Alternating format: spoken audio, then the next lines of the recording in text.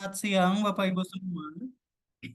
Oke, boleh Bapak Ibu sekarang yang masih ada jauh dari gadgetnya masing-masing nih, masih baru menyelesaikan makan mungkin atau menyelesaikan sholat zuhur, silakan Bapak Ibu kita berkumpul kembali karena hari ini kita akan melanjutkan sesi kita.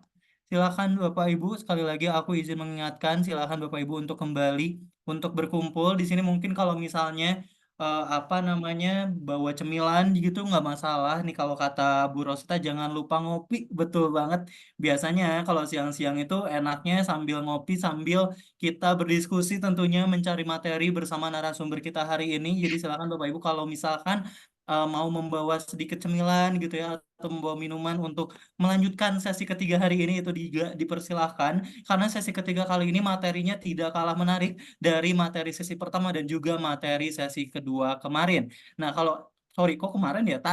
Sorry. Tadi ya, di sesi pertama kita bertemu dengan mengelola resiko usaha, untuk sesi kedua kita ada strategi pertumbuhan dan juga rasio pinjaman. Nah, untuk sesi ketiga kali ini akan ada materi mengenai persyaratan pembiayaan dan juga valuasi perusahaan. Disampaikan langsung oleh narasumber yang tadi sudah bertemu dengan kita yaitu Mas Kurnia Fajar Afgani, SAB MBA, selaku Komite Inkubator dan juga dosen dari Sekolah Bisnis dan Manajemen Institut Teknologi Bandung.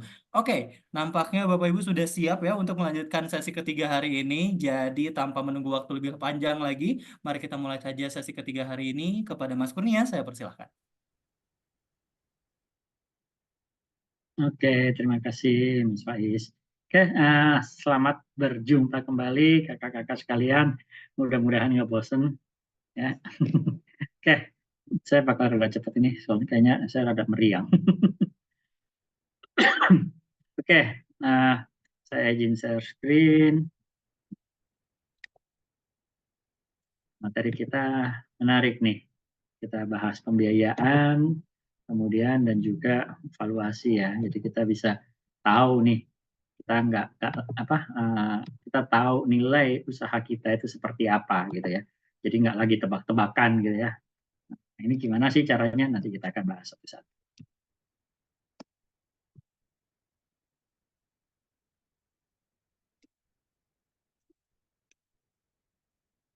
Terus saya kedengeran ini? Terdengar jelas, Mas. Sebentar, sebentar. Ini kenapa PPT-nya nggak jalan ya?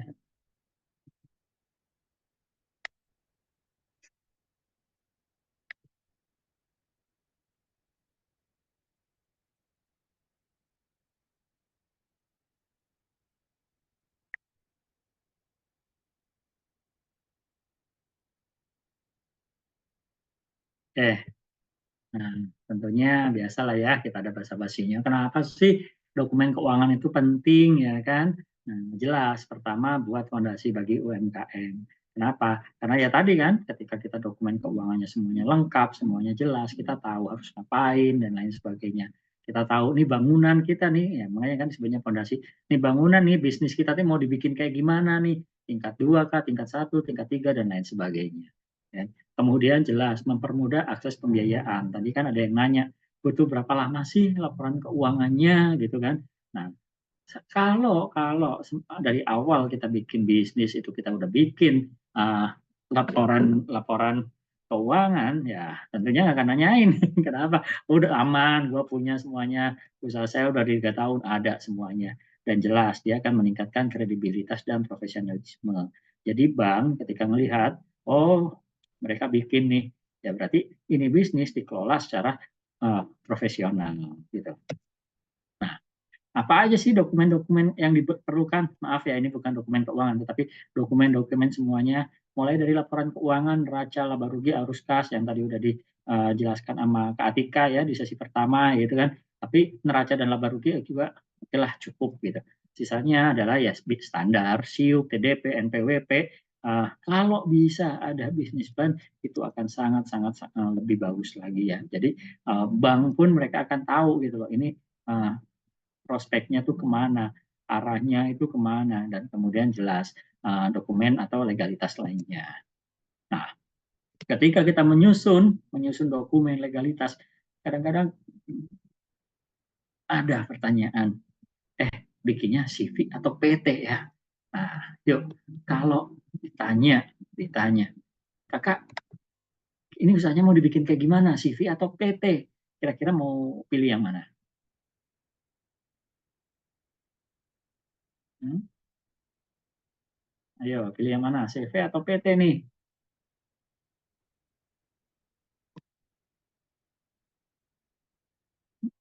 Ayo, silakan ditulis saja di chat nih. PT, CV dulu, PT, CV, dan lain sebagainya. Oke, ini sih kekurangan kalau nggak bisa ngobrol, semua harus ditulis. Soalnya saya mau nanya lagi nih, kenapa sih bikinnya PT? Kenapa bikinnya CV? Kenapa CV dulu tapi nanti ke PT? Nah, kenapa sih? Boleh nggak ditulis lagi alasannya? Yang bikin CV deh, kenapa? Ini Kak, prosesnya lebih sederhana, cocok buat usaha kecil, ya kan, dan lain sebagainya. Nah, tapi kan kita ada pro konnya, ya enggak? Modalnya masih kecil dan lain sebagainya. Emang bikin CV berapa sih? Bikin PT berapa sih? Ya kan? Kan sebenarnya udah nggak jauh beda kan? Betul nggak? Kan udah nggak jauh beda bikin CV, bikin PT. Nah, tapi saya selalu Nah, again, saya nggak akan judge, judge pilihan kakak-kakak semua ya. Cuman saya kasih alasan yang paling urgent. Nah, gimana sih ini? Tadi kan kita udah belajar terkait, bukan belajar, sorry. Kita udah diskusi terkait neraca kan, aset, harta, dan lain sebagainya. Nah, kalau kita bangkrut, aset kita yang sesuai di neraca tadi, itu tuh disita semuanya. Oh, di neraca ada ada mobil, ada laptop, ada HP, ada bangunan, itu disita semuanya. Kemudian dilelang, dijual untuk bayar apa? Bayar hutang, ya kan? Nah, kalau kalau misalkan ada sisa, ya dikembalikan ke pemilik modal, ya enggak? Nah, tetapi anggap aja tadi asetnya 100, hutangnya 80. Kalau misalkan aset yang 100 tadi dijual, kira-kira laku 100 enggak? Hmm? Dilelang nih karena bangkrut nih, asetnya ada 100, dijual. Enggak kan, turun kan. Mungkin turun ya biar cepat laku cuma 60. Tapi kan hutangnya 80. Gimana dong? Ya enggak? Nah, kalau PT nggak peduli, ya kan? Nah, asiknya tuh itu tuh. Nggak peduli. Ya, kan emang itu aset saya. Ya udah, segitu aja. Nah, nanti orang yang ngutangin ya gigit jari. Kenapa ngutanginnya 80 cuma dapat 60? Kita nggak ngomong nanti ditagih di akhirat ya, enggak ya. Kita ngomongin bisnis. Nah, PT enaknya seperti itu. Berbeda dengan CV, asetnya 100 dilelang, cuma dapat 60, hutangnya 80. Kamu di rumah punya apa? Oh, di rumah punya TV, istrinya punya HP, ya kan? Istrinya juga punya motor, disita semuanya. Jadi artinya apa? Harta pribadi pun ikut disita kalau kita bentuknya CV, ya. Nah, saya cuma menjelaskan itu aja. Masalah nanti kakak-kakak semua, oh iya ya, bikin CV, bikin PT, saya kembalikan lagi. Again, nah, kita nggak judge di sini ya, kita cuma sharing aja, gitu ya. Nah, ini kan ada pro-nya, saya pikir kakak-kakak bisa baca sendiri. Kemudian, udah next, aduh, nah, nah, kemudian tadi kan kita udah tahu aset segala rupa. Nah, jadi kita harus kasarnya tahu nih valuasinya, valuasi nilai bisnis kita. Jadi untuk apa? Untuk mengetahui berapa sih harga harga usaha kita, ya kan? Jadi biar kitanya ya pertama nih kalau kita mau minjem uang, nah kita udah ngitung nih harta usaha apa nilai usaha saya nih 100 juta. Jadi ya kalau minjem uang ya paling 60, 50 gitu kan, ya enggak. Nah, terus nggak mungkin kita minjem 300 dan lain sebagainya. Nah, itu sih hanya untuk mengetahui berapa nilai usaha kita. Atau kalau kita nih, kita hitung nilainya 100, kemudian ada yang ngasih mau nanam saham nih dengan nilai 50. Nah, kita kasih berapa persen nih sahamnya? Kan kita tahu ya, oh nilai usaha saya 100, dia ngasih 50. Maksimal saya kasihnya 50% saham. Tapi ya kan, dia kan nggak tahu nilai bisnis saya. Saya tawarin aja, cuma 50 ya, ya udah deh 20% mau nggak? Nah, gitu kan? Ya nggak? Kebayang kalau kita nggak tahu nilai bisnis kita, ya kan? Nilai kita 100, ada yang ngasih 50. Oh, gede. Kita langsung, ya udah deh 60%. Nah, malah rugi kitanya kan? Ya nggak? Seperti itu loh. Itu loh tujuan apa valuasi itu seperti itu. Buat membantu pengambilan keputusan dan jelas menarik investor dan mitra. Next tuh, aduh, kenapa sih ini?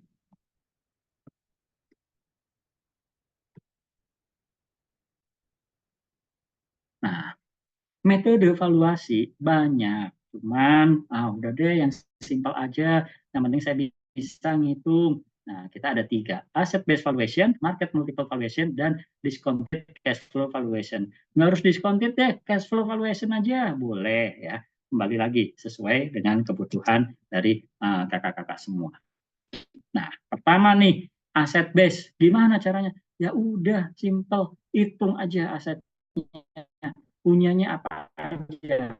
Punya kas, punya, punya piutang, punya sediaan, punya mobil, punya tanah. Udah hitung semua. Berarti nilai perusahaan kita 70. Nah, ya kan? Kenapa nggak kira-kira? Bisa? Bisa ngitung ini? Kakak-kakak? Aman nggak? Kalau aman, saya lanjut nih.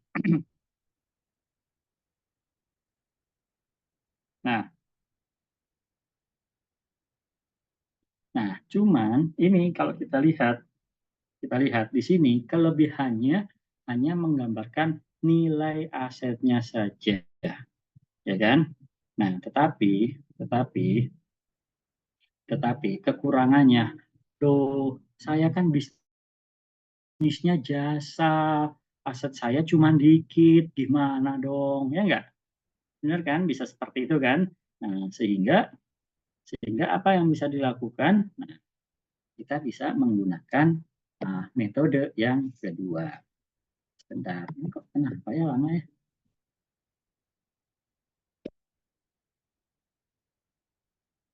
Nah, metode yang kedua adalah market multiple valuation. Simple. Simpelnya gimana? Pendapatannya berapa sih sekarang? Dah, gitu loh. Pendapatannya berapa sih sekarang?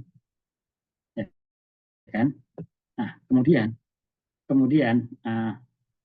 apa namanya? Kita cari yang namanya PE-nya, ya, price earning-nya. Nah, kalau misalkan nih kita bikin mie ya kan, jualan mie, bakmi dan lain sebagainya, kita tinggal googling aja deh. Pesaing kita siapa Indofood. Nah, googling PE Indofood berapa kali. Oh, PE Indofood ternyata 20 kali. Nah, jadi kalau pendapatan kita 100 juta, nilai perusahaan kita adalah 100 juta kali 20 tadi. Ya, simpel ya? Ya enggak? Simpel kan? Nah, hanya seperti itu. Itu simpelnya untuk market multiple valuation. Nah, tapi ada kekurangannya lagi. Ya, pertama ini tergantung pada data pasar. Wah, masa sih usaha saya, bakmi saya disamain dengan bakminya Indofood gitu kan, misalkan ya, mie-nya Indofood.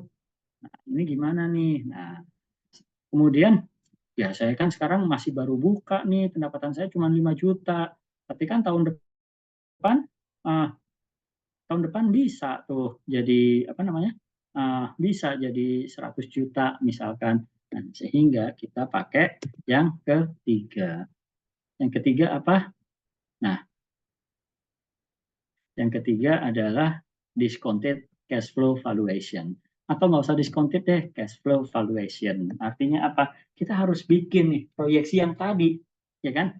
Oh, bulan pertama 100, bulan kedua 100, terus saja 100. Jadi nilai kita tahun depan adalah 1.200. Nah, itu loh. Jadi nilai perusahaan saya nih tahun depan 1.200 akan mencapai 1.200. Jadi kalau sekarang ada yang apa?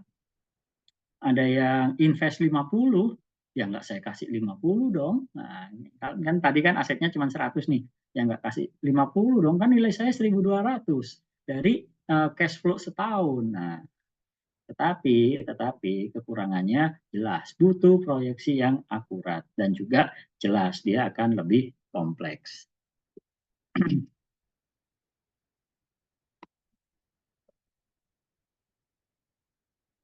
Nah, kemudian selanjutnya kita punya yang namanya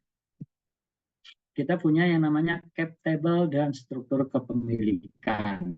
Nah, di sini tuh apa sih? Di sini tuh menunjukkan struktur kepemilikan saham, itu aja sih. Ya. Jadi nanti kita cap table-nya seperti apa nih? Oh, 20% punya A, 10% punya B, kemudian 70% punya C. Nah, itu loh cap table-nya. Sebentar ya, ada yang ketok-ketok dulu sebentar.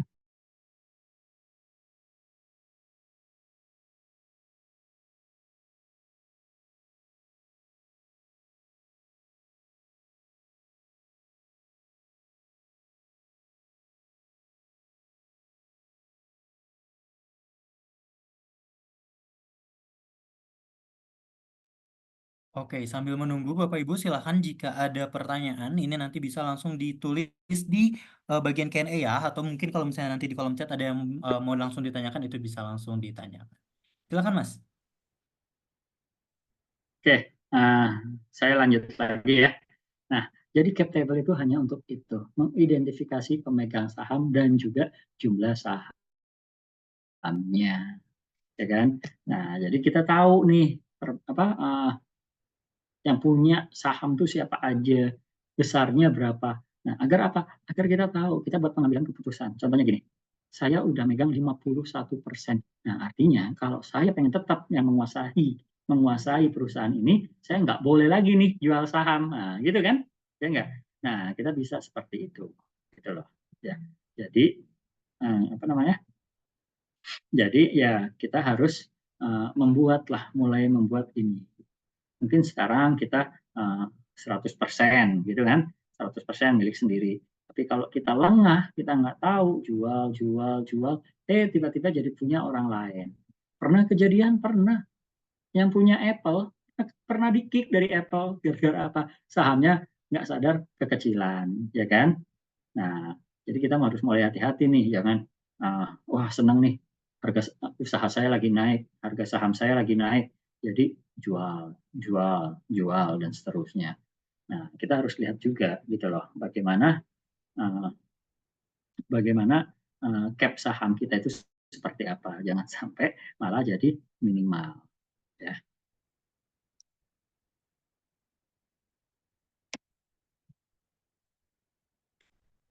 Nah, untuk jenis-jenis kemitraan kita ada macam-macam nih, ya kan? Pertama, equity financing, artinya apa? Penanaman saham. Kedua, debt financing, artinya apa? Hutang. Dan yang ketiga adalah crowdfunding. Nah, crowdfunding nih, kalau sebentar, saya duduknya biar enak. Pernah dengar nggak yang namanya kita bisa? Kita mengumpulkan dana dari masyarakat. Nah, itu loh crowdfunding, ya seperti itu. Kok bisa jadi apa sumber dana? Nah, nanti kita bahas ya. Nah, eh sebelum kita bahas ini, saya tanya, kita hilangkan crowdfunding deh. Kita hilangkan crowdfunding. Aduh, maaf. Kalau kalian punya usaha, kemudian butuh dana, kalian gimana? Mau uh, equity financing atau debt financing? Modal atau hutang? Ayo, coba jawab dulu yuk.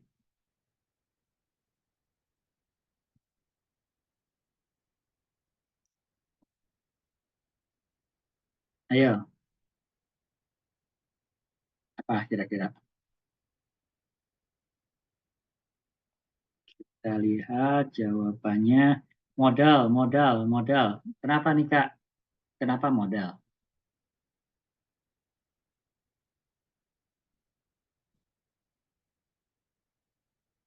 Kenapa modal? Ayo, boleh ditulis.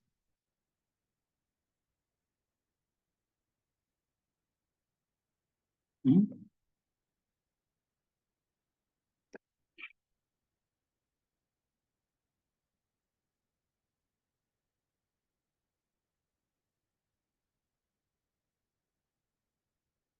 Kenapa modal?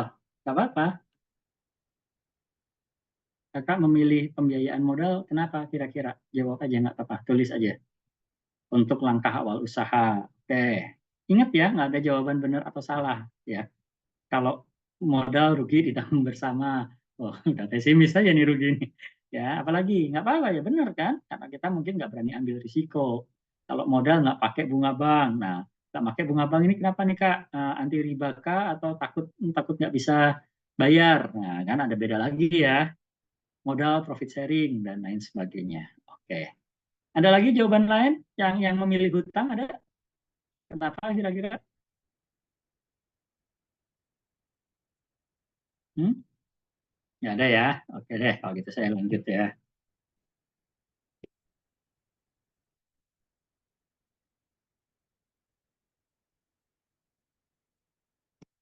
Nah, di sini sama ya, mungkin kakak-kakak juga paham. Equity financing ini apa sih? Ya menjual saham gitu loh. Menjual saham artinya kepemilikan.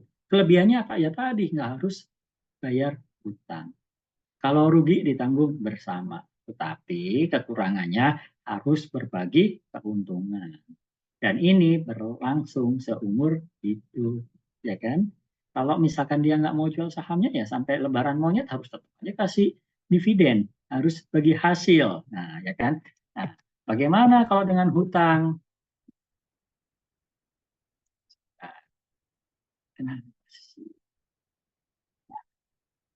Nah, bagaimana dengan hutang? Nah, kalau hutang jelas harus ada bunganya.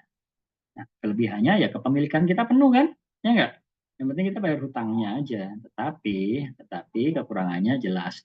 Ada risiko bayar gagal bayar. Jadi karena ya usahanya lagi turun, nggak bisa bayar hutang. Sehingga kita harus declare bankruptcy. Ya. Nah, semuanya punya kelebihan dan kekurangannya masing-masing. Betul, kalau hutang lunas udah selesai. Nah, itu sebabnya orang selalu ngomong biaya saham itu lebih besar daripada biaya hutang, gitu loh. Ya, biaya saham itu lebih besar. Mungkin kelihatannya sepele ya, cuma bayar bagi hasil. Tetapi kalau dihitung-hitung, biaya kita bayar balikin uang itu tuh lebih besar daripada kita biaya berhutang. Ya.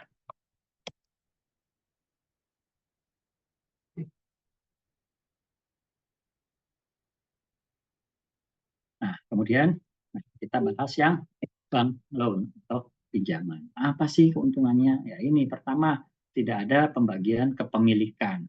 Terus biayanya tuh murah.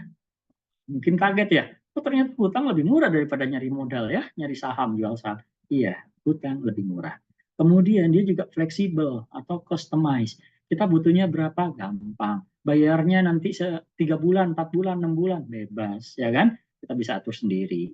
Ya kan? Nah, terus katanya kata orang total solution. Oke lah. Dan kemudian bank adalah highly regulated institution. Jadi kita tuh kasarnya nggak akan dijebak lah, kasarnya gitu ya. Simpelnya seperti itu. Nah, kemudian kredit prosesnya seperti apa? Kita datang ke bank, ajukan proposal dan lain sebagainya. Kemudian ada assessment dan analisis ya, yang 5C itu tuh nanti kita jelaskan di uh, slide selanjutnya. Kemudian ada structuring. Structuring itu tuh tadi, Pak, Bu, Kak, Mbak, Mas, ini mau berapa lama? 6 bulan, setahun, 3 tahun, 5 tahun. Nah, terserah. Oh, kalau 6 tahun cicilannya segini, kalau setahun cicilannya segini, dan lain sebagainya.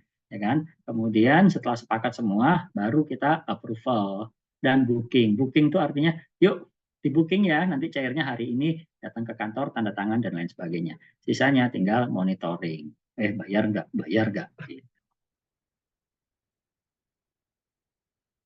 Nah, credit analyzing itu pertama ada 5C. Apa aja sih?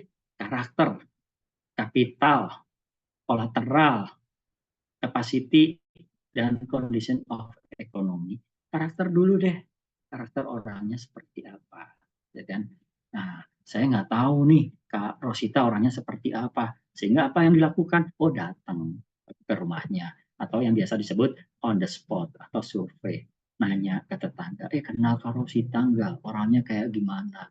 Sering ngutang nggak? dan lain sebagainya. Agar apa? Untuk meneliti karakter tadi.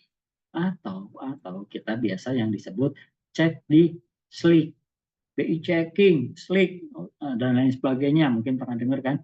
Dilihat di situ. Pernah minjem enggak? Kalau pernah minjem bayarnya tepat waktu enggak? Oh ini utangnya di sini-sini. Kemudian pernah telat 3 hari, itu kelihatan semua. Ya, ini untuk menentukan karakter. Kedua, capacity, kapasitas, kemampuan.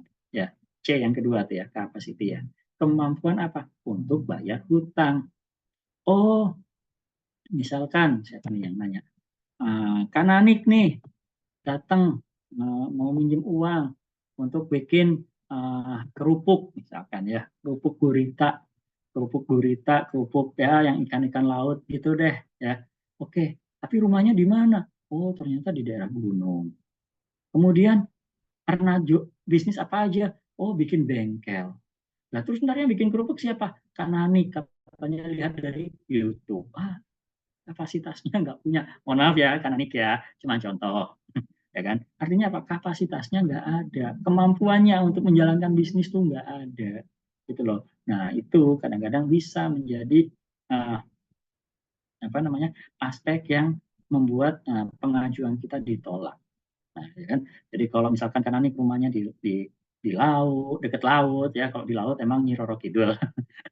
Rumahnya dekat laut, kemudian sumber cumi, sumber baku gampang, kemudian dari dulu juga Kananik pinter masak, ya suka bikin pupuk dan lain sebagainya. Nanya ke tetangga, oh Kananik baik hati, ramah tamah, tidak sombong, suka bantu anak-anak nyebrang gitu ya, dan lain sebagainya. Nah, oke deh, berarti C1, C2 aman. Ya kan? Nah, kemudian C3 kolateral, jaminan. Ya. Nah, jaminannya apa? Oh, jaminannya rumah. Nilainya berapa? Dihitung-hitung nilainya 150. Minjemnya berapa? Paling cuma boleh 70%. Atau anggap aja deh 100 juta. Dah, itu loh. Ya, itu kolateral. Ada jaminan. Kemudian C keempat, tadi apa aja sih? Karakter, kapital, kolateral, capacity, karakter, capacity, kolateral. Yang keempat adalah kapital. Mohon maaf. Kapital itu apa sih? Modal. Ya, saya mau bikin usaha nih, modalnya 100 juta. Kira-kira kalau minjem di ACC nggak 100 juta? Enggak. Kenapa? Ya kalau misalkan uh, usahanya 100 juta, minjemnya 100 juta, kita bakal ogah-ogahan, santai. Bukan duit saya ini. Kalau rugi kan bukan saya, duitnya bank. Nah, itu sebabnya kadang-kadang bank tidak akan meng-ACC 100%. Harus ada modal sendiri dari kita. Jadi kalau kita mau minjem uang, pastikan kita punya uang sendiri juga. Gitu loh. Dan yang kelima adalah condition of economy. Kita lihat, oh siapa lagi nih yang nanya nih, bentar. Oke, Kak Sri Anissa nih, ya kan? Kata Kak Sri Anissa, Kak Sri Anissa tinggal di mana nih?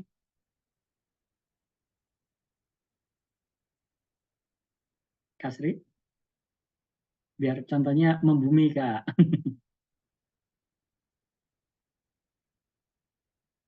Apa yang tadi deh, yang bikin ayam tadi Kak siapa? Kak Rosita ya kalau nggak salah ya. Yang katanya tinggal di dusun deh. Nah, kita harus lihat condition of economy. Oh, Kabupaten Pasuruan. Duh, saya nggak pernah ke Pasuruan jadi nggak tahu. Mohon maaf ya Kak ya. Nah, Kak, yang tadi deh, yang tinggalnya di dusun, datang ke bank. Pak, saya mau minjem uang. Berapa? 30 miliar. Untuk bikin bisnis. Pasti laris, Pak. Karena cuma saya satu-satunya yang punya. Saya yang satu-satunya bikin bisnis ini. Oh ya, mau bisnis apa, Bu? Saya mau bikin showroom Lamborghini, Pak. Tolong di ACC, pasti laku. Kan saya doang yang jualan. Orang beli pasti ke saya. Nah, kira-kira di ACC enggak? Di ACC enggak? Hmm?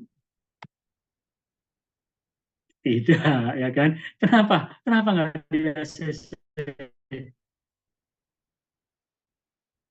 Hmm? Kenapa enggak di ACC? Kan cuma dia yang jualan di sana. Yang jualan Lamborghini nih, cuma dia doang.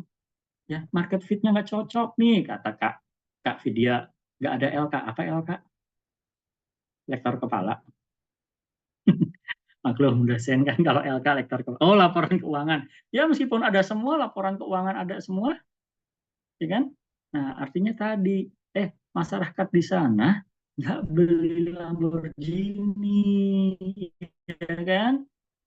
Nggak mampu beli Lamborghini, Pak. Kalaupun mampu, paling cuma satu dua, ya nggak? Pajaknya Lamborghini aja udah berapa ratus juta setahun, ya kan? Pajaknya aja bisa beli Avanza satu, tiap tahun bisa beli Avanza terus kan? Artinya apa? Nah, yang kelima, ini pun harus sesuai condition of economy, ya.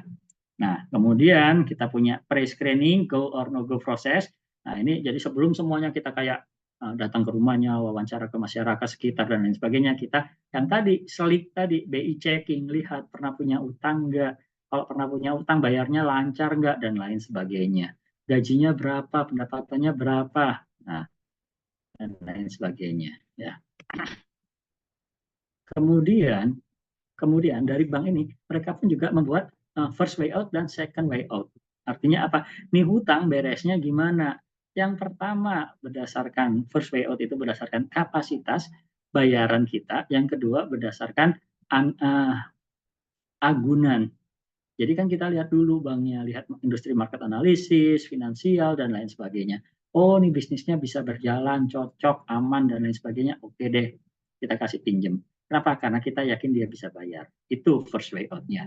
Kita yang bayar. Second way out-nya, tapi kalau ada apa-apa gimana? Nah, ini kan ada kolateral, ya kan? Dilihat barangnya ada, gunanya ada dan lain sebagainya. Kemudian ada credit structuring yang tadi dan approval. Ya. Nah, tapi jangan salah nih, kalau kita minjem uang ke bank, metode perhitungannya pun macam-macam ternyata, ya kan? Ada flat, ada efektif, ada anuitas. Kayak gimana sih? Nah, lihat aja deh. Nih, misalkan kalau misalkan uh, apa namanya? Kita punya hutang 12 juta, bayarnya segini, flat aja terus bayar hutang, bunganya tetap, pokoknya tetap. Nah, jumlah angsurannya pun tetap. Nah, ini yang kita sebut suku bunga flat. Cuman jarang. Ya.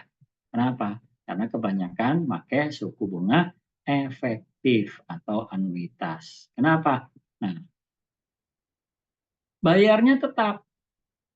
Bayarnya tetap, mohon maaf, kalau suka bunga efektif itu berdasarkan sisa pokok, ya kan? Jadi pembayarannya itu berubah-ubah, jumlah angsurannya nih, kalau kita lihat dia berubah-berubah berdasarkan apa? Sisa pokoknya, ya kan? Tetapi bayar pokoknya tetap, bayar bunganya saja yang berubah-berubah. Nah, tetapi yang banyak digunakan adalah yang suku bunga anuitas. Jumlah angsurannya tetap, nah, tapi biasanya gede buat bayar bunganya dulu. Contohnya gini, Bapak punya utang 10 juta, 12 juta, udah berkurang 9 juta. 2 juta kan, udah bayar 2 juta. Kan kalau kita logika, utangnya 12 juta, udah bayar 2 juta, maka sisanya 10 juta, ya kan? Nah, ternyata enggak. Kenapa? Karena sejuta itu bayar pokoknya 100.000, bayar bunganya 900.000. Jadi biasanya di awal itu gede bayar bunganya doang. Ya. Nah, jadi begitu udah bayar 2 bulan, 2 juta, kita mikirnya udah berkurang 2 juta, ternyata cuma berkurang 200.000, utangnya masih 11 juta 800. Nah, itu loh suku bunga anuitas. Ya.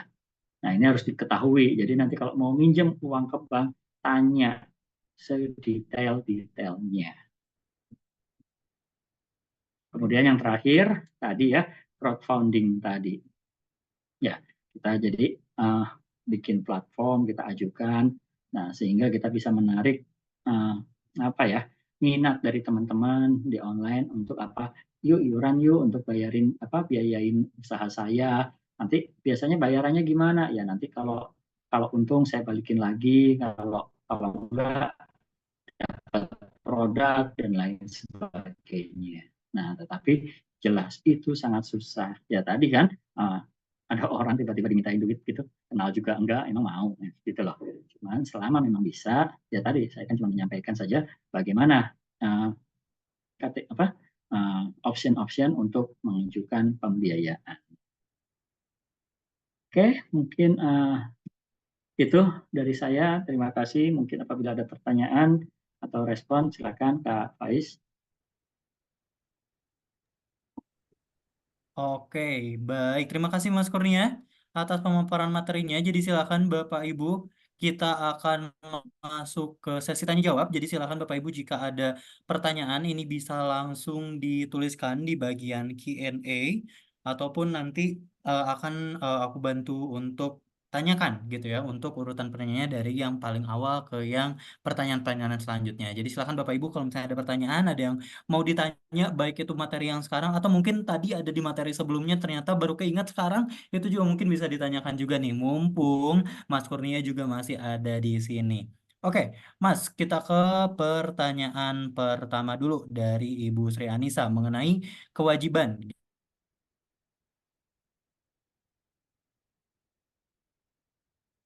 gitu ya. Sama dengan PT Persero nih, Mas. Itu Mas pertanyaannya.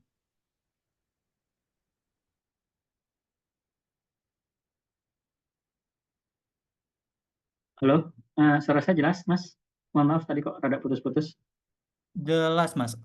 Aku bantu bacain lagi untuk pertanyaannya ini dari Ibu Sri Anissa bahwa apakah kewajiban PT Perorangan dengan PT Persero ini sama ataupun beda, Mas? Oke, suara saya jelas nggak? Ini saya kayaknya putus-putus ini. Aman, Mas, jelas. Aman. Oke. Nah, jadi gini, tadi kenapa sih CV dan PT? Kalau CV, kalau PT itu berbadan hukum, CV enggak. Nah, sehingga dibuatlah CV tapi berbadan hukum. Nah, itu disebut PT perorangan, ya. Tapi kewajibannya sama kayak CV. Kalau bangkrut, harta pribadi pun tetap keambil, ya. Jadi kayak CV tapi berbadan hukum. Nah, itu loh PT perorangan. Jadi ya kewajibannya ya sama kayak CV, bayar hutangnya sampai ke harta pribadi dan lain sebagainya. Ya, mungkin itu pendek ya. Oke. Ini Mas kayaknya ada hubungannya sama pertanyaan yang selanjutnya ditanyakan Ibu Nanik Setiarini nih mengenai tadi kan Mas udah sempat bilang bahwa kalau misalnya nanti bangkrut bla bla bla harta pribadi itu bisa menjadi untuk diambil gitu ya untuk menutupi apa namanya yang harus dibayarkan. Nah, Kak, bukankah harta pribadi dan harta bisnis ini dipisahkan? Mohon penjelasan yang lebih lanjutnya, Mas gitu. Oke, dipisahkan itu kan untuk pembukuan kitanya ya Kak ya. Ya enggak. Jadi jangan kita beres jualan duitnya langsung buat bayar sekolah anak atau apa gitu kan. Ini kan duit perusahaan, duit usaha, jangan dipakai buat pribadi dulu gitu kan kasarnya. Nah, dicatatnya memang terpisah. Tapi kalau CV kewajibannya kalau bangkrut ya tetap harta pribadi tetap disita juga untuk menutupi hutangnya. Itu sebabnya risiko CV itu lebih tinggi, ya kan? Makanya mendingan bikinnya PT aja, gitu loh. Toh bikin PT dan bikin CV bedanya dikit kok, ya kan? Cuman PT ya emang sih pajaknya lebih gede nanti. Oke, Itu aja. semoga menjawab ya. Tadi pertanyaan dari Bu Nanik mengenai apa sih perbedaannya dari pertanyaan sebelumnya mengenai apa perbedaan PT Perseroangan dan juga PT Prabumnya dan juga em, bagaimana kenapa itu harta pribadi ini bisa diambil dan lain-lain gitu ya kalau misalnya nanti terjadi apapun. Tadi semoga udah cukup menjelaskan nih dari Mas Kurnia. Tapi kalau misalnya nanti ada yang mau ditanyakan kembali, silahkan ditanya kembali nih biar lebih jelas apalagi buat Bapak Ibu yang mungkin eh,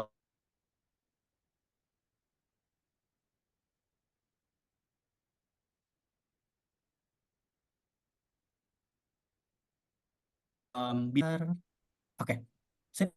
Kita ke pertanyaan selanjutnya ini dari Ibu Rosita. Ibu Rosita izin bertanya, Mas, kalau misalnya untuk PT perseorangan misal diubah ke PT biasa bisa atau enggak, Mas? Itu pertanyaannya. Bisa. Bisa. Udah Tapi bisa untuk bisa Bu. tahapannya sendiri, Mas, itu apakah ada tahapan mungkin persyaratan yang berbeda atau mungkin kita harus kasarnya mengajukan dari nol lagi atau cuma melengkapi kebutuhan untuk persyaratan yang baru gitu, Mas? Enggak. Jadi ketika kita mengajukan dari PT perorangan ke PT, udah kita ajukan aja. Nah, nanti paling tinggal menambahkan misalkan pihak keduanya siapa gitu kan, ya kan? Nanti kemudian kita juga menyerahkan susunan siapa direksi, siapa komisarisnya. Nah, itu aja. Tapi yang lainnya udah tinggal ngikutin kok. Simple, simple. Apalagi sekarang banyak banget biro jasa yang membantu pengurusan ini. Oke, paham katanya kata Mbak Rosita paham siap gitu. Semoga bisa menjadikan gambaran juga ya buat Bapak Ibu semua yang ada di sini gitu untuk kalau misalkan ada yang memang lebih pingin tahu mengenai tadi yang sudah dijelaskan mengenai CV ataupun PT Perserorangan dan lain-lain begitu ya. Oke, kita ke pertanyaan selanjutnya nih dari Pro Business Partner. UMKM itu apakah perlakuan pinjamannya sama dengan pengusaha lain? Karena apa namanya? Karena mungkin ada perbedaan kelas ya, kelas mikro, kelas makro, kelas menengah dan lain-lain. Itu tuh untuk perlakuan pinjamannya tuh samakah Mas untuk UMKM dengan perusahaan dengan skala yang lain atau berbeda? Itu Mas. Oke, good, good. Nih, Bu Nani Kacau udah ngomong di atas. Alhamdulillah dapat pinjaman kur tanpa agunan gitu kan. Ya enggak? Nah, artinya apa? Memang pasti dibedakan. Contohnya gini, Mas. Contohnya gini. Suara saya kedengeran nggak, Mas? Atau putus nih?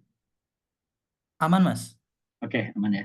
Nah, mungkin saya off cam ya. Takutnya ini kok saya nggak gerak ini. Boleh Mas, aman. Atau aman? Kalau aman nggak masalah. Oke deh. Tapi kalau putus bilang ya. Nah, contohnya gini, Mas. Ada Indofood, ada Mas Atta, Mas Faiz. Ya. Kemudian minjem uang dua-duanya. Kira-kira mau minjemin ke siapa? Ke Indofood atau ke Mas Faiz? Hmm? Ke Indofood dong. Kenapa? Udah jelas usahanya gede, untungnya gede, ya kan? Asetnya gede. Artinya apa? Oh jelas, dikasih kemudahan, dikasih bunga yang rendah. Kenapa? Risiko gagal bayarnya kecil, gitu kan? Nah, beda dengan UKM. Wah, pemiliknya juga nggak jelas. Namanya PT Angin Ribut. Nah, cuman alhamdulillahnya pemerintah sangat mendukung gitu loh. Sehingga dikeluarkanlah KUR, ya kan? Dikeluarkanlah KUR untuk apa? Membantu para pelaku UMKM untuk bisa mendapatkan pendanaan dengan bunga yang rendah gitu loh. Sama dengan uh, perusahaan-perusahaan yang gede tadi. Ya, tapi jelas perlakuannya pasti beda. Yang penting kan kita nggak perlu disambut deh, ya kan? Kita nggak perlu dipuja-puja kayak kalau Indofood datang deh. Tapi setidaknya gue minjem duit dikasih bunganya rendah kan itu aja. Ya, yang penting kan itu ya, ya kan? Nah udah itu aja. Ya, dan enaknya apa? Indofood minjem kur mana boleh, ya kan? Lagian ngapain Indofood minjem uang 50 juta, ya nggak? Nah, itu loh. Ya. Jadi nggak masalah. Nggak masalah. Tapi perlakuan jelas beda. Oke, jadi sebenarnya banyak ini ya mungkin gini ya Mas, kita walaupun ada bisnis-bisnis yang lebih besar gitu ya dengan yang lebih menjanjikan juga gitu ya dari mereka, tapi karena kita adalah usaha mikro dan banyak sekali sebenarnya bentuk-bentuk dukungan yang diberikan khusus untuk usaha mikro, jadi jangan takut dulu gitu ya. Karena kita bersaing dengan perusahaan-perusahaan besar atau misalnya usaha yang mungkin lebih besar gitu, tapi balik lagi kita ada usaha mikro, kita merintis dari awal tentunya masih banyak dukungan yang diberikan juga nih oleh berbagai pihak untuk usaha mikro gitu. Semoga bisa menjawab ya dari AL Pro Business Partner. Oke, kita ke pertanyaan selanjutnya nih Mas dari Mbak Fatimah Yarsi. Ini mungkin pertanyaannya tadi hampir mirip dengan pertanyaan saya sebelumnya bahwa masih bingung kapan sebaiknya kita bisa melakukan pinjaman karena kekhawatiran dalam bisnis yang belum stabil dan takutnya nggak dapat memenuhi kewajiban saat ini ataupun nanti ke depannya. Itu Mas pertanyaannya. Oke. Jadi kan sebenarnya tadi sudah dibahas ya, kapan kita bisa mengajukan pinjaman. Ya enggak? Nah, kapan kita mengajukan pinjaman? Ya ketika kita butuh, gitu loh. Dan ketika kita ngomong kita butuh, itu kita juga harus tahu kita mampu atau enggak. Again, 5C. itu akan dianalisa oleh banknya. Sanggup nggak bayarnya? Itu kan. Nah, kita harus hitung sendiri, sanggup nggak kita bayar. Kita mau minjem berapa? Oh, 5 miliar. Nah, bentar dulu, nilai perusahaan kamu berapa? Kan tadi udah kita bahas tentang valuasi ya, Mas Faiz ya. Kita udah bahas tentang valuasi. Nilai perusahaan kamu berapa? Nilai perusahaan kamu cuma 100 juta, minjem 5 miliar. Nggak mungkin, paling 50 juta. Oke deh, 50 juta. Kemudian tadi kan ada yang tampil hitungan ya, bunga dan lain sebagainya. Nah, kalau kita nyicilnya 3 tahun, cicilan per bulannya berapa? Sanggup nggak kita bayar? Ya. Dan ingat, cicilan maksimal 40-50% dari laba bersih kita. Gitu loh. Dan kalau kita ngerasa, oh laba bersih saya nggak cukup nih, bulan sekarang aman, bulan depan nggak tahu. Nah, berarti kan kita harus bikin bisnis plan, ya kan? Kita harus bikin forecast. Bagus nggak sih forecast kita dan lain sebagainya gitu ya. Jadi ya, kapan kita kita mengajukan ya ketika semua syarat-syaratnya sudah terpenuhi ya, nilai perusahaan kita besar, kemampuan kita juga sudah ada, dan tujuan kita minjem ini untuk apa, itu aja ya. Selama kita minjem ini untuk produktif alias untuk apa namanya, meningkatkan pendapatan ya silahkan. Tetapi kalau kita minjemnya untuk konsumtif, saya pikir jangan dulu ya. Oh, untuk konsumtif gimana sih? Nah gini loh, ini pegawai saya kalau nganter-nganter nih, nganter-nganter kerupuk pakai motor, ganti pengen pakai Lexus, nggak gitu ya. Kalau emang masih bisa pakai motor ya udah pakai motor aja gitu loh. Ya, tapi kan kehujanan, ya udah sih nggak harus Lexus, mungkin kita beli apa second second gitu ya atau apa gitu. Jadi sesuaikan dengan kebutuhan gitu. Jangan terlalu percaya diri, wah baru untuk dikit langsung beli ini, ya kan, ngutang dan lain sebagainya. Jangan, hati-hati. Kenapa? Karena tadi begitu kita gagal bayar hutang, kata bank, kamu bangkrut, sini sita. Kalau PT aman, lah kalau CV, harta pribadi ikut diambil, ya kan? Jadi hati-hati. Oke, semoga bisa menjawab ya tadi pertanyaannya. Kita ke pertanyaan selanjutnya nih Mas, dari Mbak Nur Laila dari Pontianak. Nih, ada sebenarnya dua pertanyaan, tapi ini kayaknya nyambung mengenai aset usaha. Sebenarnya apa sih Mas yang bisa dimasukkan ke dalam kategori aset usaha? Apakah kategori aset usaha Mas? Itu pertanyaannya. Oke, tadi mungkin kalau ikut yang sesi pertama ya, kita diskusi bikin apa balance sheet neraca. Nah, itu loh. Barang-barang apa yang dipakai untuk menghasilkan keuntungan. Ya, hartanya perusahaan itu apa? Itu loh asetnya tuh. Ya, jadi itu aja. Makanya tadi saya bilang, yuk mulai belajar, kita petakan, kita pisahkan. Ini laptop mau dijadiin harta perusahaan atau mau harta pribadi? Misalkan gitu kan? Harta perusahaan aja biar nggak usah beli lagi. Oke, masih bisa dimasukkan. Tapi kalau uang, ini uang nih. Nah, uang pribadi atau uang perusahaan? Tolong mulai dipisahkan. Ya, kemudian handphone. Oke deh, masih bisa dijadiin barang bersama kan? Ya, nggak masalah. Mobil juga oke deh, bisa. Nah, kenapa? Tetapi kalau nanti nggak tahunya PT, bangkrut, mobilnya disita. Oh, kalau gitu jangan deh, jangan dijadiin aset. Jadi kalau misalkan PT saya bangkrut, mobilnya masih aman, saya masih punya mobil, oke ya. Jadi kembali lagi, pokoknya yang bisa membantu Anda untuk mendapatkan keuntungan ya atau pendapatan. Nah, itu loh aset Anda. Ya. Oke, semoga menjawab ya Bu Nur Laila gitu ya. Jadi sebenarnya aset tuh lumayan banyak ya. Jadi silakan. Mungkin ini juga biasanya terjadi sih Mas bahwa kita nggak lupa mendata aset kita punya apa aja gitu ya. Aset kita punya apa aja ataupun justru asetnya masih tergabung-gabung nih antara aset pribadi ataupun aset perusahaan. Jadi silakan Bapak Ibu untuk mulai memilah-milah mengenai aset. Jangan lupa untuk didata juga. Data itu penting Bapak Ibu biar controlling juga karena ada beberapa kasus yang lupa nih bahwa Bapak Ibu tuh punya aset ini untuk bisnisnya, aset A misalkan atau aset B, terus baru keingetnya beberapa bulan kemudian, beberapa tahun kemudian, padahal udah punya dari dulu gitu ya. Jadi jangan lupa untuk selalu didata mengenai aset-aset dari bisnisnya Bapak Ibu, baik itu asetnya pribadi, aset pribadi Bapak Ibu ataupun aset bisnisnya ya, biar tidak tercampur satu sama lain. Oke, Mas, kita ke pertanyaan selanjutnya nih dari Mas Bagus Sumertana. Tahapan apa saja yang diperlukan untuk mendapatkan crowdfunding nih Mas? Apakah ada lembaga penjamin? Lalu kalau misalnya untuk crowdfunding sendiri syaratnya apa aja nih? Gitu. Oke, good, good, bagus Mas. Gini, saya analogiin aja ya, nggak usah banyak teori.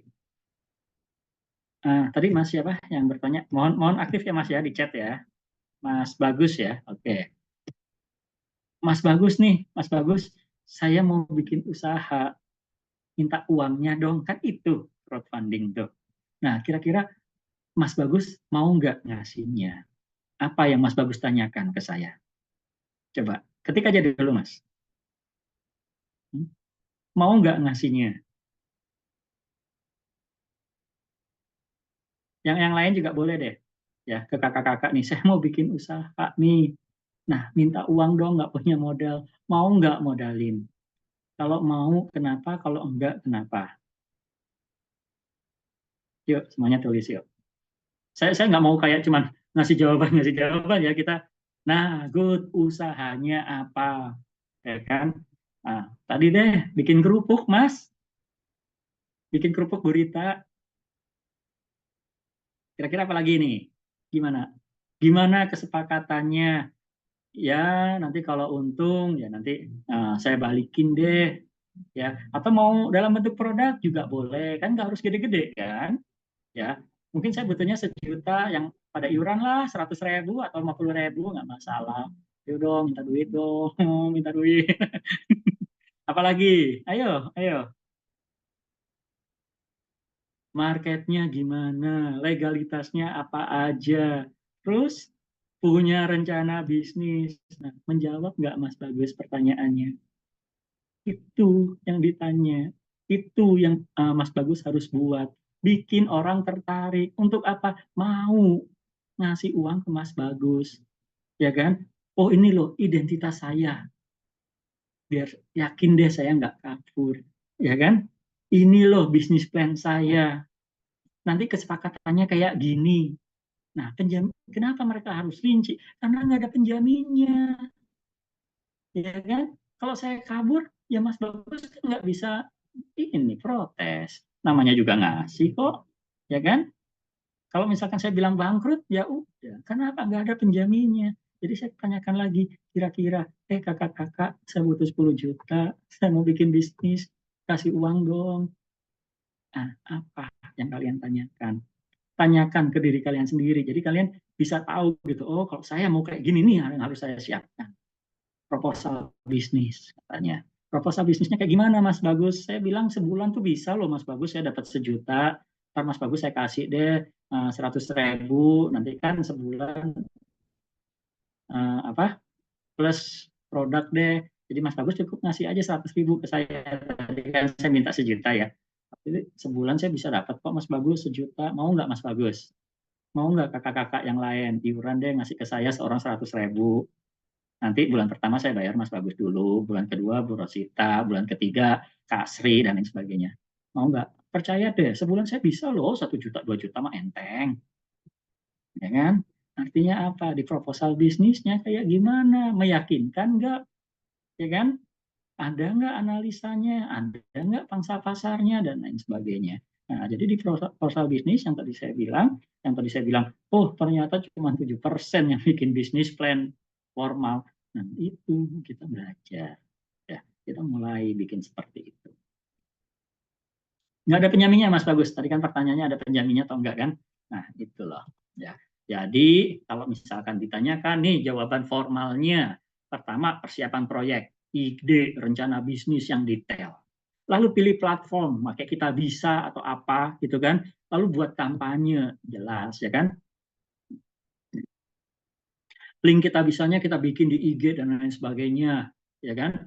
Lalu ya jelas dipantau, udah dapat belum Kenapa? Takutnya ada yang nanya, ya kan?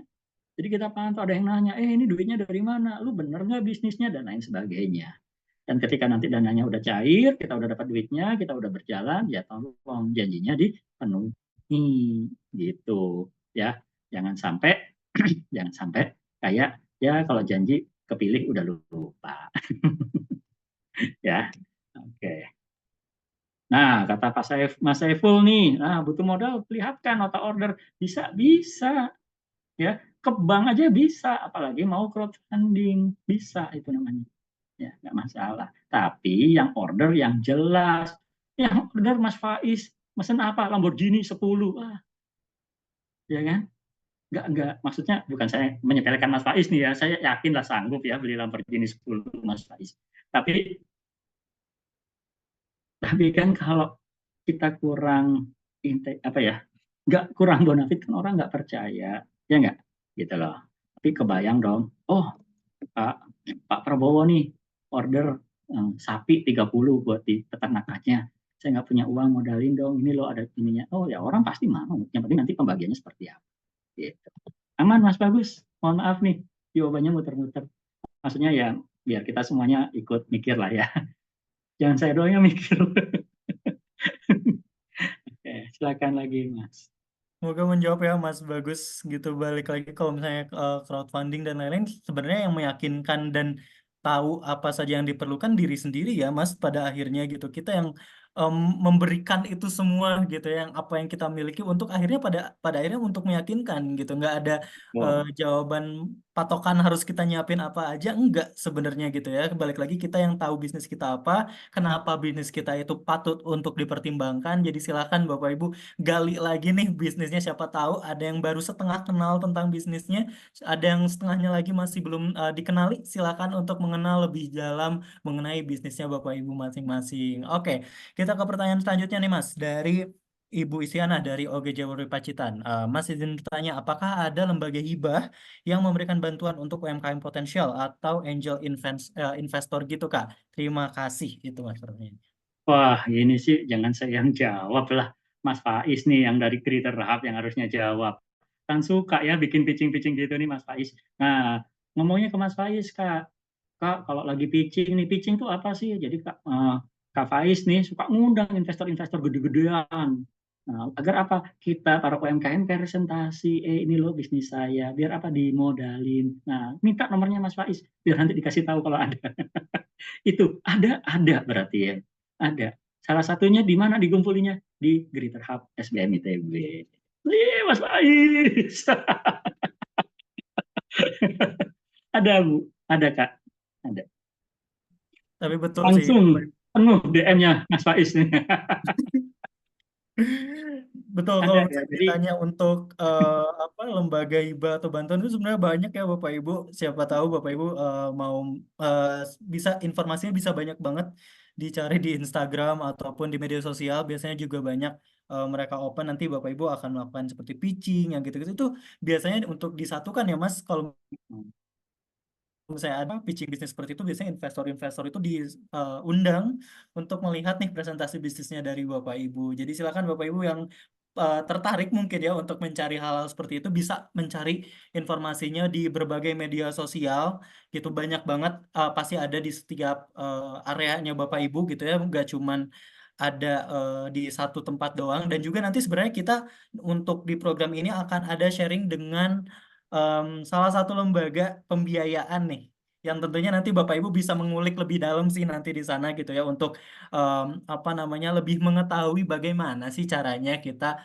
apa namanya mendapatkan investor, atau misalkan pitching itu seperti apa. Kalau misalnya ada Bapak Ibu yang nanti belum pernah pitching gitu ya, nanti kita akan ada sesi materinya tersendiri sharing dengan lembaga pembiayaan. Jadi jangan lupa untuk selalu ikutin programnya ya sampai akhir gitu. Oke, Mas, kita ke pertanyaan selanjutnya nih, Mas. ceritain dong Mas Faiz, kemarin kemarin nimpun dana berapa triliun ya? Waduh, ini banyak nih kalau kita kan ini ya Mas, suka melihat perkembangan startup ataupun bisnis gitu ya. Jadi pasti ada aja sih gitu ya, pasti ada aja. Jadi silakan Bapak Ibu kalau Kemarin kan misalnya. kalau nggak salah banyak ya Mas Faiz ya kita mengundang angel investor, kemudian PE ya kan, Oh, kemudian betul. VC venture capital. Nah, kebetulan Betul, ya betul, itu betul. pasti ada. Pasti ada aja. Hubungin ke Mas Faiz, jadi kalau ada acara kayak gitu jangan lupa kasih tahu saya gitu. Siap. Informasi mah gampang Bapak Ibu dicari gitu ya. Saya mah siap ngasih informasinya selalu gitu. Silakan untuk mencoba gitu. Jangan pernah takut untuk mencobanya sih Bapak Ibu. Biasanya udah keburu deg-degan duluan gitu ya. Tapi nggak apa-apa padahal coba aja. Siapa tahu memang rezekinya dari agenda tersebut gitu. Oke, Mas, kita ke pertanyaan selanjutnya dari Mbak Neneng Indah Wayuni. Ada yang ngelamar jadi investor ke usaha saya, Mas, tapi saya belum siap apa yang harus saya lakukan karena takutnya terlalu banyak tekanan nanti ke depannya. Itu, Mas, pertanyaannya. Oke, nah gini Kak, ketika kita ngundang investor, ya kan, kemudian kita lihat nih apa sahamnya berapa persen. Kenapa? Kalau ternyata sahamnya lebih banyak dari kita, ntar dia yang malah ngatur kan, ya kan? Kita jadi pegawainya, ya. Nah, pertama itu. Kedua, butuh nggak?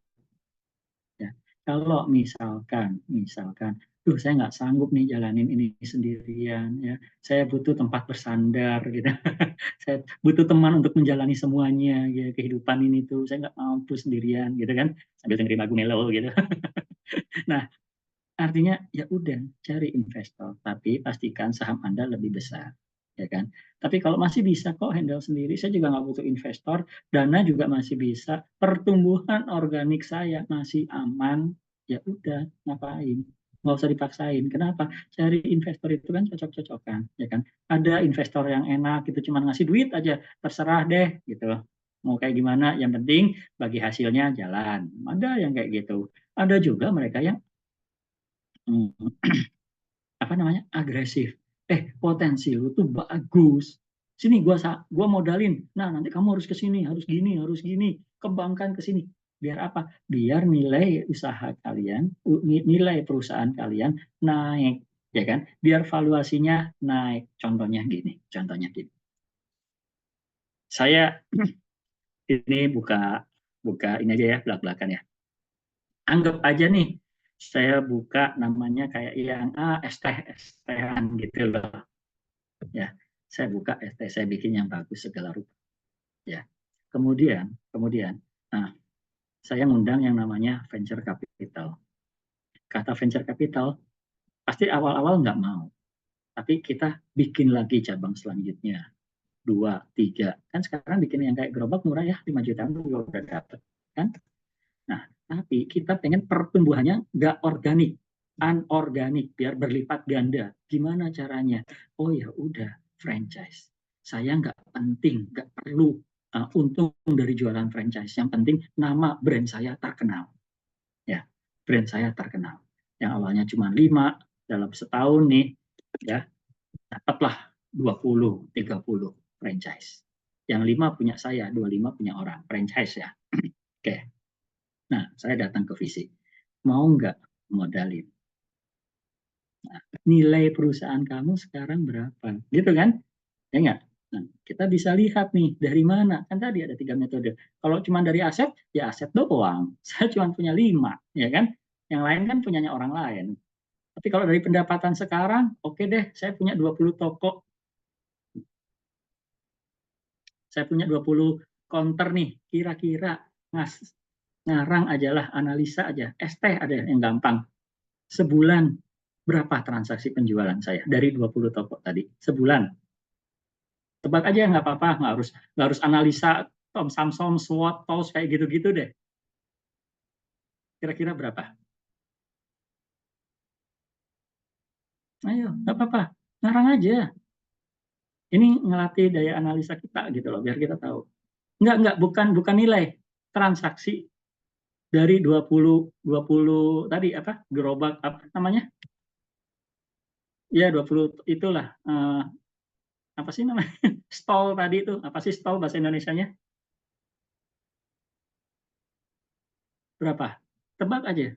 Dari 20 stall. Stall tuh ini gerobak. Outlet deh. Berapa? Berapa kali transaksi dari 20 outlet? Kali, bukan nilai. Berapa kali? Berapa kali? Ini nanti saya sekalian contoh nih. Kita pakai cara valuasi yang mana yang bagus. Ya, rombong. Udah nggak usah fokus itunya, fokus berapa kalinya aja. Oke, 1000 kali. Berarti satu outlet 1000 bagi 20 berapa? 50 kali sehari. Nah, alias sebulan, alias sehari 2 kali transaksi ya. Simpel ya. Oke, bisa dong 2 kali transaksi sehari? Bikin es teh? Bisa lah. Oke. Sip. Berarti katanya 1000 sebulan. Oh, 25 ya? Oh ya udah deh. Sorry, saya nggak ngitung. Nah, iya kan 25 kali kan per bulan kan? Jadi kan sehari anggap aja 25 hari kerja ya sehari satu berarti. Masa iya jualan satu aja nggak bisa? Kalau nggak suruh jangan jaga yang beli. Ya kan? Oke, kita punya 1000. Jualan teh itu anggap aja 8.000. 50%-nya laba. Berarti kita dapat 4.000. 4.000 kali 1000 kita dapat 4 juta. Berapa? Sebulan. Ya kan? Setahun kita dapat berapa? Ya kan? Setahun kita dapat berapa? 4 juta kali 12. Nah, kalau kita make tadi yang aset base, ya kita cuma lihat asetnya doang, pasti kecil. Tapi kalau kita lihat pendapatan sekarang 4 juta kaliin dengan PE. PE-nya Indofood tadi berapa gitu aja kan, atau PE-nya teh botol berapa, teh sosro berapa, nanti tinggal dikaliin. Laba kita per bulan kali pengalinya tadi. PE itu pengalinya deh, simpel. Atau kita pakai cash flow. Nah, 4 juta sebulan, setahun berapa? Saya harus ngitung ya. Ya kan?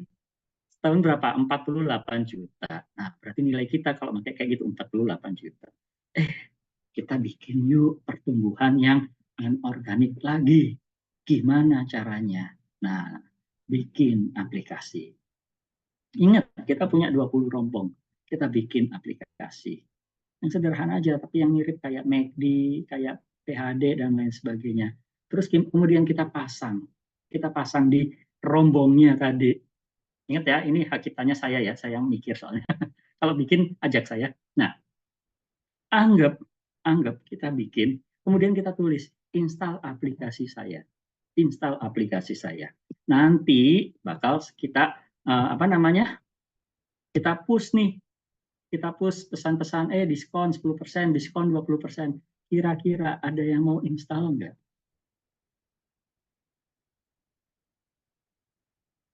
Kira-kira ada yang mau install nggak?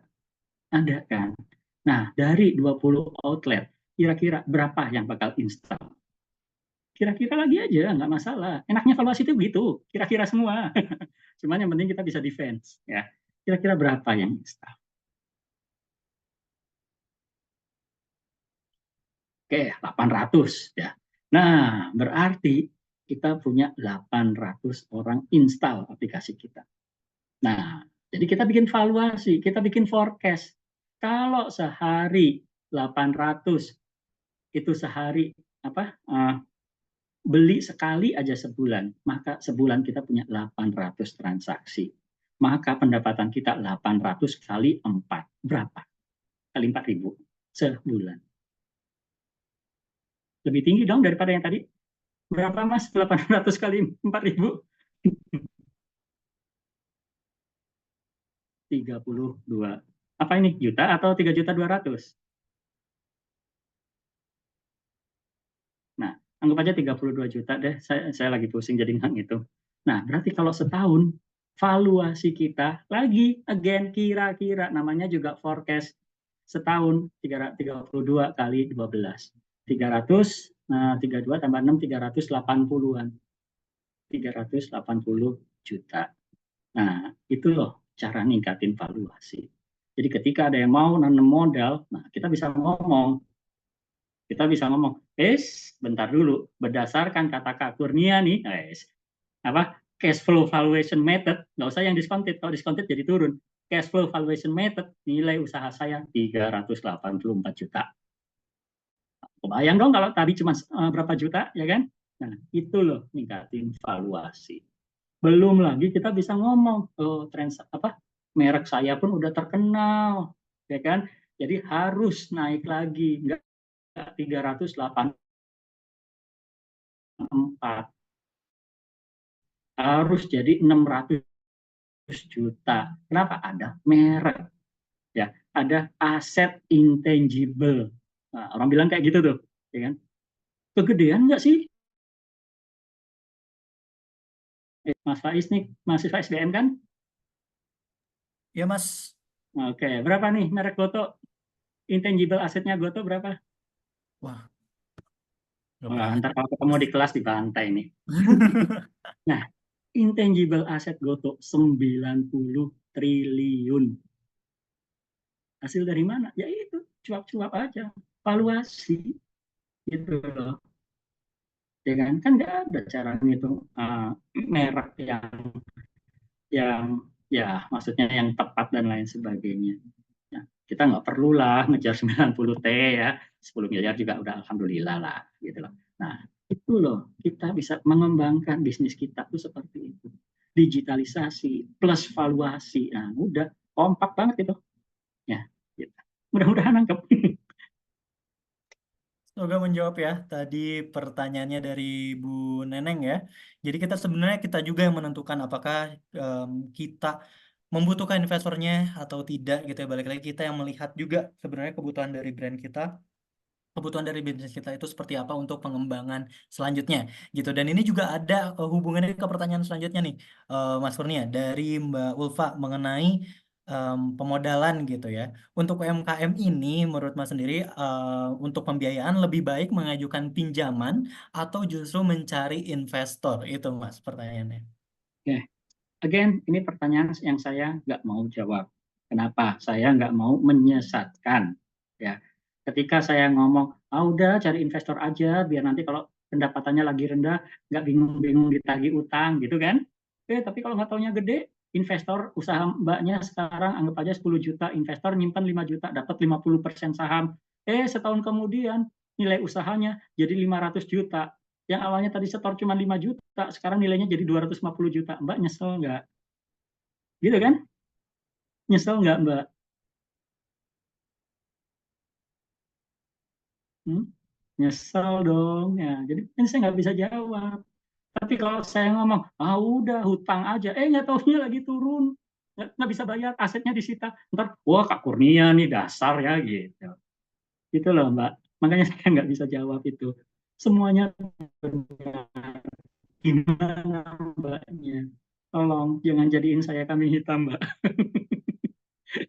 Iya, investor kan berbagi kepemilikan kan, ya kan? Nah, sekarang kalau saya ya, again ya, jangan ditiru kalau ada apa-apa, do it with your own risk kalau kata orang ya. Kalau saya pasti hutang. Kenapa? Karena dengan hutang saya punya target. Benar nggak? Wih, saya harus bayar hutang nih, saya harus kerja keras. Saya punya target. Artinya apa? Saya harus cari gimana saya biar bisa bayar hutang. Nah, nanti yang namanya UMKM kan kecil. Tapi kan nggak selamanya kecil. Udah belajar valuasi kok, ya kan? Udah belajar pertumbuhan anorganik dan organik, ntar pasti gede, amin, ya kan? Tapi itu semua punya saya, ya kan? Beda kalau tadi modal, santai aja lah, nggak harus bayar utang kok. Kalau rugi juga kan malah enak, dan ditanggung berdua, ya kan? Ya kan? Yang rugi bukan saya doang, malah males-malesan. Makanya kalau saya, again, do it with your own risk, saya utang. Monggo yang lain, pengennya gimana? Tuh, Mas Saiful juga pilih hutang. Oke, siap. Target bayar, benar sekali. Ya kan?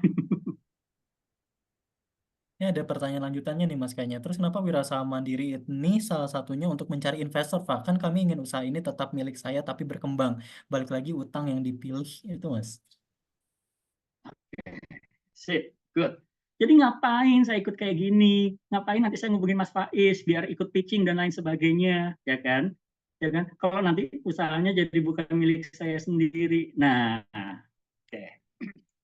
Pak, kalau saya mau modalin masuk sebagai investor, Bapak jualan apa sih tadi? Yuk saya bantu kembangin. Tadi kan, yuk saya modalin, saya bikinin aplikasi. Nah, saya membantu agar usaha Anda bisa naik dengan cepat gitu loh. Kenapa? Karena saya punya kapabilitas itu. Saya punya kemampuan itu. Jadi, kalau nyari investor jangan cuma setor duit udah gitu tinggal tunggu, jangan. Nah, VC, PE, angel investor mereka nggak kayak gitu. mereka juga punya target. Jadi mereka pasti nge-push. Kamu jualannya ini ya? Yaudah yuk saya sambungkan ke yang biasa ekspor impor, saya sambungkan ke klien saya yang di luar negeri dan lain sebagainya, ya kan? Nah mereka tuh ngebantu, makanya. Jadi memang pertemuan ini tuh seperti itu gitu loh. Kalau kata kakak-kakak, oh saya nggak butuh deh angel investor, ya udah nggak masalah, kita dapat ilmunya yang lain, ya kan? Saya bisa kok jual sendiri ekspor impor ekspor ke luar negeri, bla bla bla, ya udah. Tapi kalau butuh bantuan dari venture capital, dari angel investor, dari private equity, mereka itu pasti ngebantu apa? Ngegedein usaha kakak-kakak semua. Biar apa? Biar nilainya naik, valuasinya naik, dan dia jual sahamnya. Gitu kan? Gitu loh. Ya. Jadi kayak gitu. Wih, makasih Kak Rosita, saya jadi GR. Follow IG saya ya Kak ya, yang tadi Kurvani83. Kalau misalkan nanti mau ngobrol-ngobrol lagi, silakan santai. Jadi memang Iya, pusing saya jadi hilang nih, gara-gara terlalu semangat. Tadinya udah pusing, sekarang udah hilang. bisa kita bilang semuanya ada kelebihan dan kekurangannya masing-masing gitu ya Mas. Jadi Betul. nggak ada yang salah juga yang tadi kata Mas Kurnia yang mana gitu ya, balik lagi itu tergantung dari kebutuhan Bapak Ibu semua di sini. Butuhnya seperti apa, apakah butuh peminjaman atau butuh mencari investor, balik lagi semuanya ada jalannya masing-masing. Kita nggak pernah tahu dari yang mana sebenarnya yang akan paling membantu kita. Yang paling penting adalah ketika kita memutuskan untuk akan kita lakukan selanjutnya setelah dari tahap tersebut gitu ya. Jadi jangan cuman apa namanya, jangan jangan terlalu deg-degan, jangan takut juga gitu. Yang paling penting kita memproyeksikan ke depannya sudah baik ya, yang seperti di materi yang awal. Jangan lupa untuk selalu bisa memproyeksikan juga ke depan nanti akan seperti apa, agar kita juga bisa tahu nih langkah-langkah yang akan kita lakukan ke depannya. Oke, Mas Kurnia, untuk menutup sesi hari ini tadi kita sudah ada em, dua materi ya, ada dua materi bersama Mas Kurnia nih. Dua materi tadi kita ada di materi sesi pertama ini mengenai strategi pertumbuhan dan rasio pinjaman, dan juga untuk materi sesi keduanya adalah persyaratan pembiayaan dan valuasi perusahaan. Ada closing statement gak nih yang bisa disampaikan Mas ke teman-teman UMKM di sini, yang tentunya sekarang lebih banyak infonya, tapi biasanya nih Mas, biasanya infonya makin banyak, makin deg-degan juga mau bikin keputusan gitu, mau apa namanya, jadinya kayak malah jadi rumit gitu di pikiran gitu mikirin ini gitu ya. Ada yang bisa disampaikan nggak nih, Mas, untuk closing statement juga untuk kegiatan bersama Mas hari ini? Silakan Mas. Oke, jadi eh, sebenarnya sih sudah jelas lah. Saya yakin dari kakak-kakak semua, teman-teman semua juga sudah tahu lah apa yang harus dilakukan ke depannya. Yang awalnya kita takut untuk berhutang, oke kita berani untuk berhutang, asal apa termanage. Kenapa saya milih utang? Enggak, saya sanggup jalan sendirian, ya kan? Kemudian udah saya share tadi di chat Kurvani 83. Lupa lagi tadi apa. Nah, nah kemudian kita juga kan sebenarnya juga banyak bantuan dari mana, dari Kementerian UMKM dan lain sebagainya, ya kan, untuk ikut pameran, ya kan, pameran trader trading dan lain sebagainya, penjualan ke luar negeri dan sebagainya kan juga sebenarnya ada dibantu gitu kan dari kementerian, ya kan. Nah tetapi kalau ingin lebih cepat lagi, oke deh kita cari visi, kita cari PE, kita cari angel investor. Kenapa? Karena mereka itu pasti cari untung, ya kan. Nah, kalau sekarang dia tadi invest 10 juta, nah diharapkan valuasi kita tuh pasti naik gitu loh. Naik berapa kali lipat. Sehingga apa? Saham mereka yang 10 juta itu yang awalnya cuma 10%, nah nanti 10%, 10 juta itu bisa 1 miliar. Nah, itu loh. Keuntungan angel investor, PE, venture capital tuh di situ. Sahamnya dia dijual lebih tinggi. Nanti kalau usahanya lebih bagus. Tentunya kembali lagi mereka pasti bantu gitu loh. Agar apa? Ya agar usaha kita lebih cepat untuk itu naiknya gitu loh, valuasinya agar lebih cepat untuk naiknya dan lain sebagainya. Jadi again saya nggak berani ngasih saran ya kan, karena ini adalah usaha kakak-kakak semua, saya cuma sharing aja, diskusi aja, ini loh option-option yang bisa kakak-kakak pilih. Masalah pilih yang mana ya silahkan ya, mau pilih yang mana. Aduh jadi nyanyi dangdut ya, jadi aman lah, semuanya terserah mau seperti apa. Saya cuma kasih ini loh info-infonya ya, oh mau hutang aja boleh, mau jual saham aja boleh. Jual sahamnya ke siapa nih? Nah, ini yang penting ya kan. Jangan jual saham ke orang yang cuman duduk-duduk aja pengen bagi hasil gitu. Jangan. Ngapain? Ya kan? Apa? Parasit. Nah, gitu kan. Kayak lagunya siapa sih? Nah, itu kan. Nanti parasit gitu loh. Nggak bantuin, ngerecokin doang. Nah, tiap bulan belum juga beres tutup buku udah, mana nih bagi hasil, mana bagi hasil. Ya kan? Nah, cari yang investor yang benar. Tahunya dari mana? Ya jelas loh, kakak-kakak yang lebih tahu, ya kan, kakak-kakak yang lebih kenal. Kalau pengen tadi, ada nggak sih lembaga-lembaga? Nah, itu silakan ke Mas Faiz saja. Ya, nanti minta Mas Faiz yang itu yang bayarin.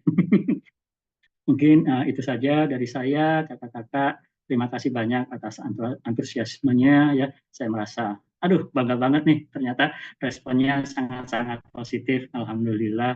Mohon maaf apabila ada kata-kata atau candaan yang kurang berkenan. Wabillahi taufiq wal hidayah. Wassalamualaikum warahmatullahi wabarakatuh.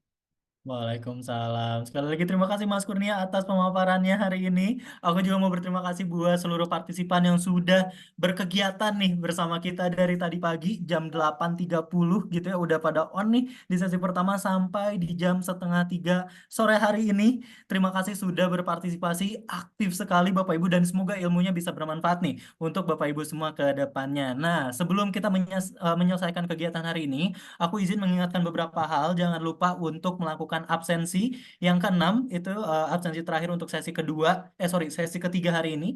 Ini jangan lupa untuk dilakukan